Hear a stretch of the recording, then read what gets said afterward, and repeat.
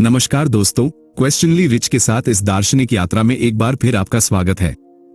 ये series Arthur C डैंटो की एक बहुत ही चर्चित दार्शनिक पुस्तक व्हाट फिलॉसफी इज से इंस्पायर्ड एक एजुकेशनल इंटरप्रिटेशन है। ये word to word audio book नहीं है। यहाँ हम आइडियाज को अपनी भाषा और रियल लाइफ एग्जाम्पल्स के साथ समझा रहे हैं। और जहां भी डैंटो कहते हैं जैसे वाक्य आए उसे नैरेटिव रेफरेंस समझिए। हम ओरिजिनल बुक से वर्ड टू वर्ड कुछ भी कोट नहीं करेंगे। तो चलिए आज के एपिसोड की शुरुआत करते हैं। पिछली वीडियो में हमने डैंटो के बैकग्राउंड और उनके दार्शनिक विजन को करीब से समझा था। उस वीडियो को आप लोगों ने जिस तरह सराहा, उसने ये स्पष्ट कर दिया कि हम आज भी उन गहरे सवालों के जवाब तलाश रहे हैं जो सदियों पुराने हैं। आज हम इस सीरीज के दूसरे भाग में प्रवेश कर रहे हैं जिसका शीर्षक है व्हाट इज फिलॉसफी, यानी कि दर्शन क्या है। अक्सर हम दर्शन को भारी भरकम किताबों और उलझे हुए विचारों का ढेर मान लेते हैं, लेकिन डैंटो हमें एक अलग धरातल पर ले जाते हैं। आज की यह चर्चा आपको यह सोचने पर मजबूर कर देगी कि जिसे हम सच या विज्ञान कहते हैं उसकी बुनियाद कितनी दार्शनिक है। तो चलिए बिना देर किए शुरू करते हैं डैंटो की वैचारिक यात्रा का ये दूसरा अध्याय। दर्शन एक ऐसा शब्द जिसे सुनते ही कुछ लोगों के मन में गंभीर बोझिलता आ जाती है और कुछ के मन में एक सीधा सा सवाल कि फिलॉसफी आखिर करता क्या है, अर्थात दर्शन असल में किस चीज से सरोकार रखता है। आर्थर सी डैंटो अपनी किताब what philosophy is a guide to the elements, अर्थात दर्शन क्या है, तत्वों के लिए एक मार्गदर्शिका, इसकी शुरुआत इसी सवाल से करते हैं। लेकिन ध्यान दीजिए, वो इस सवाल का कोई सीधा जवाब नहीं देते। वो कोई भारी परिभाषा या डराने वाला अकादमिक हमला नहीं करते।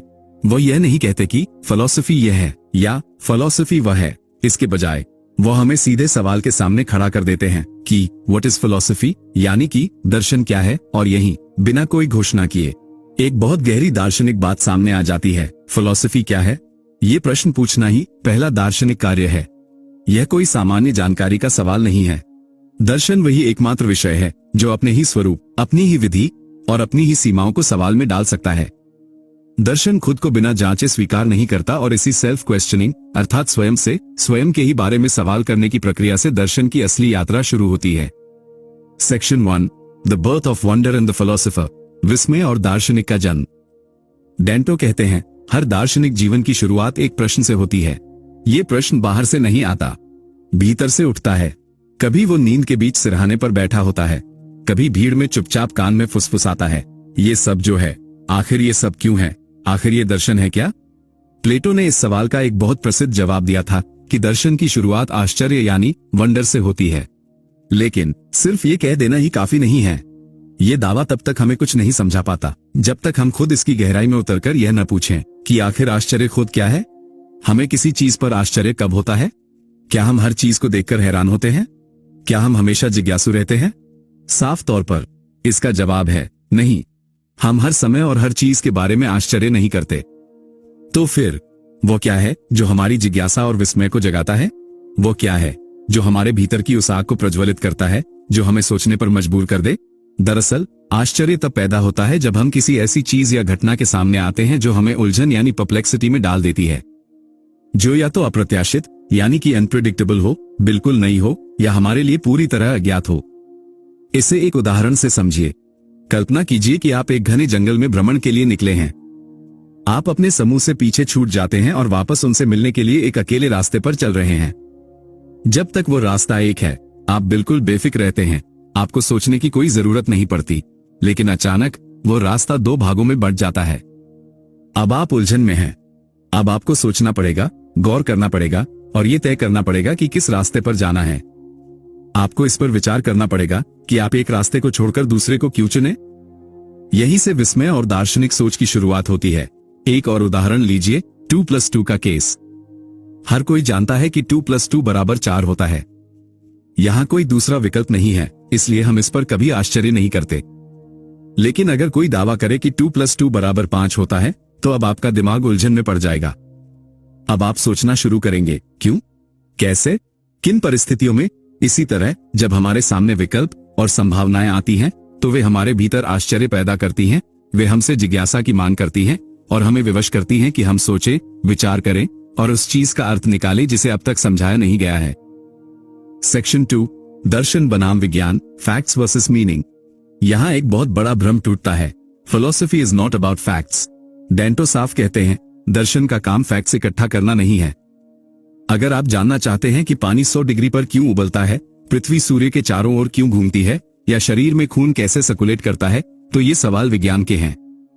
विज्ञान ये बताता है कि चीजें कैसी हैं और कैसे काम करती हैं, पर दर्शन ये पूछता है कि वे वैसे क्यों हैं। विज्ञान कहेगा सूर्य उगता नहीं, पृथ्वी घूमती है, पर दर्शन पूछेगा हम इस घूमती पृथ्वी पर क्यों हैं? क्या ये सब महज संयोग है या इसमें कोई अर्थ छिपा है? विज्ञान मापन करता है, दर्शन अर्थ को खोजता है। इसीलिए डेंटो के अनुसार philosophy is not about facts, it is about meaning. यानी दर्शन तथ्यों का नहीं, अर्थ का विज्ञान है। दर्शन फैक्ट से एक कदम पीछे खड़ा होकर पूछता है, हम फैक्ट को फैक्ट कहते ही क्यों हैं? ट्रुथ का मतलब क्या होता है? सेक्शन 3, प्रथम श्रेणी और द्वितीय श्रेणी के सवाल, first order questions versus second order questions. Dento यहां एक बहुत जरूरी अंतर समझाते हैं। कुछ सवाल होते हैं फर्स्ट ऑर्डर, जो सीधे वस्तुओं और घटनाओं के बारे में होते हैं, जैसे क्या ये बयान सही है? लेकिन दर्शन इन सवालों से संतुष्ट नहीं होता। वो एक और स्तर पर जाता है और पूछता है, हम सच या सही किसे कहते हैं? हम जानने का दावा कैसे करते हैं? ये कहलाते हैं सेकंड ऑर्डर क्वेश्चंस। यानी दर्शन वह है जो सोच पर ही विचार करता है, प्रश्न पर ही प्रश्न करता है, thinking about thinking itself, questions about the question itself. Dictionary कहती है कि दर्शन एक स्पेशलाइज्ड डिसिप्लिन है जो अस्तित्व, ज्ञान और मूल्यों पर मौलिक सवाल पूछता है। लेकिन डेंटो पूछते हैं, मौलिक यानी कि फंडामेंटल क्या होता है, इसका क्या आधार होता है, और प्रश्न यहाँ किस तरह का प्रश्न है? यानी दर्शन की शुरुआत परिभाषा से नहीं, परिभाषा की जांच से होती है।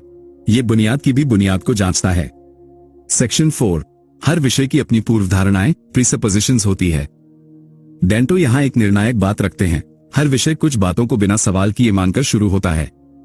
इन्हें कहा जाता है इंटेलेक्चुअल प्रीसपोजिशंस, अर्थात बौद्धिक पूर्व धारणाएं।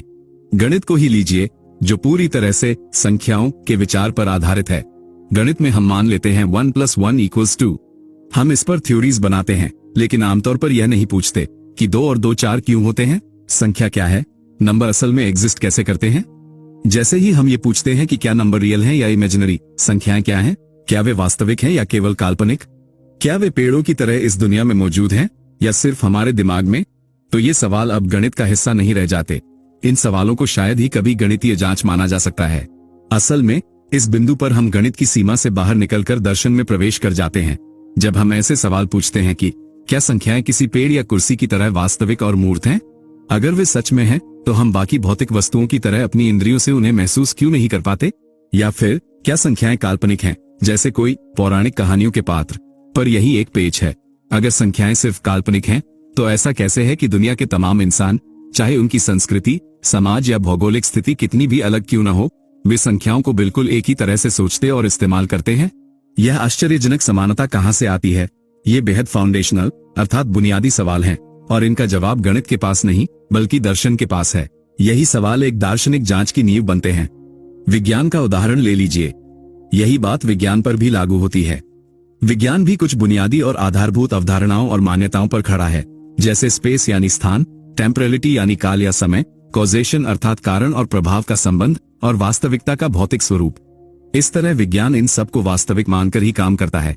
सोचिए, अगर वैज्ञानिक ये सवाल करने लगे कि ये दुनिया वास्तविक है भी या नहीं, या ये सब सिर्फ एक कल्पना है, तो वे भौतिक नियमों और सिद्धांतों के आधार पर कोई भी निश्चित खोज या विश्वसनीय दावे कभी नहीं कर पाएंगे। क्यों? क्योंकि विज्ञान की पूरी इमारत ही इस पूर्व धारणा यानी असम्पशन पर टिकी है कि ये दुनिया भौतिक है और यह सच में अस्तित्व रखती है।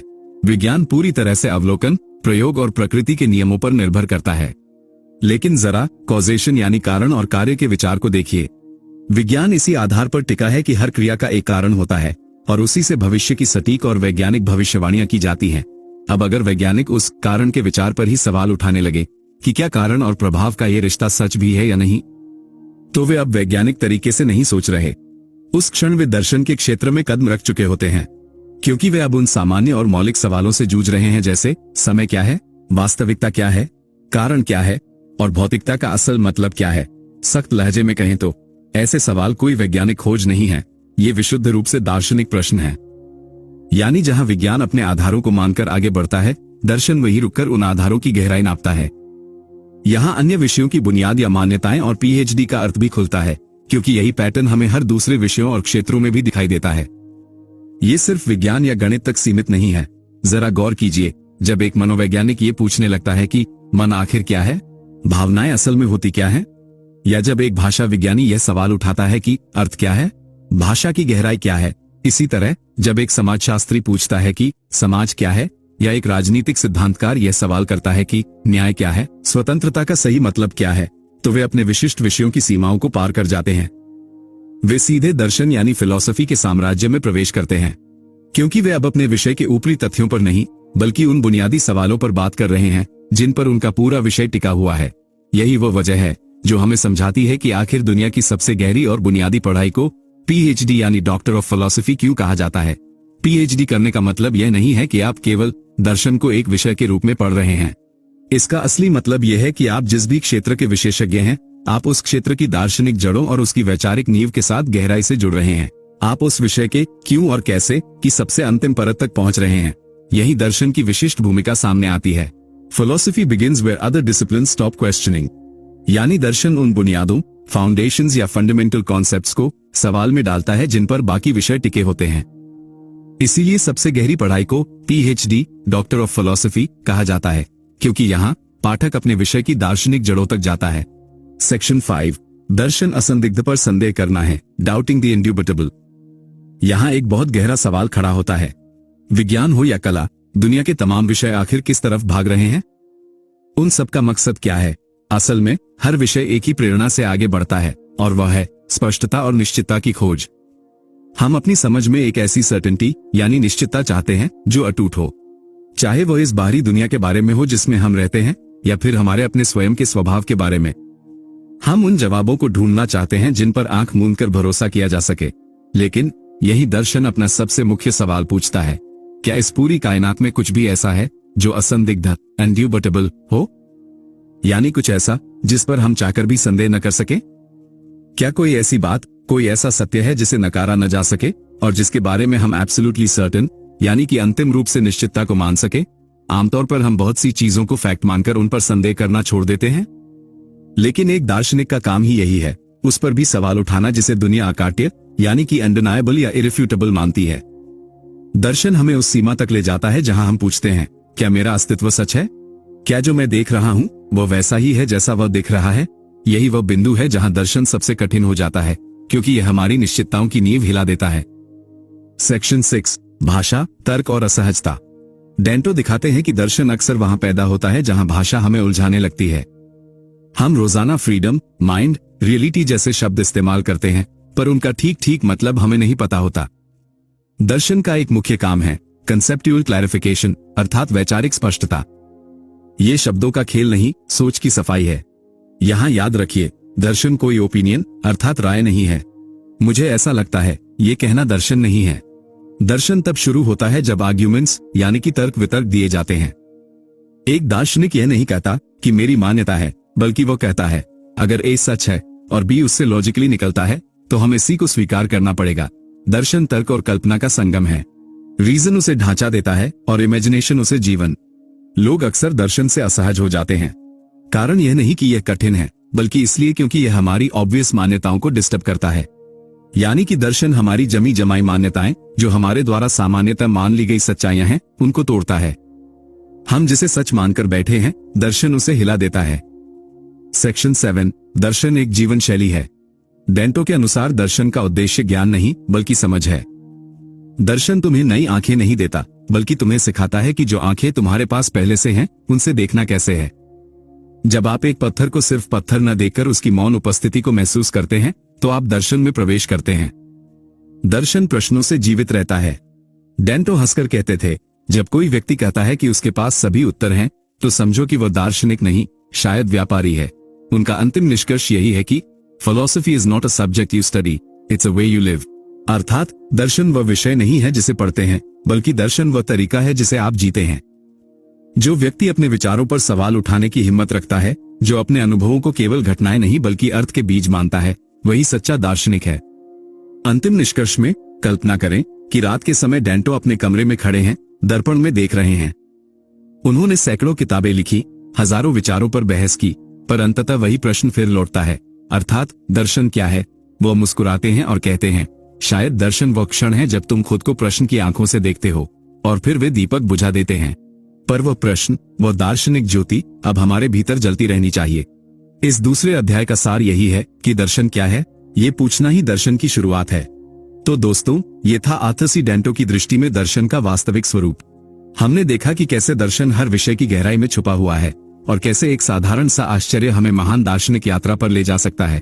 अगर ये वीडियो आपको सिर्फ अच्छा नहीं लगा बल्कि थोड़ा असहज कर गया है तो समझ लीजिए इसने अपना काम कर दिया, क्योंकि दर्शन का मकसद ही हमारी जमी जमाई निश्चितताओं को झकझोरना है।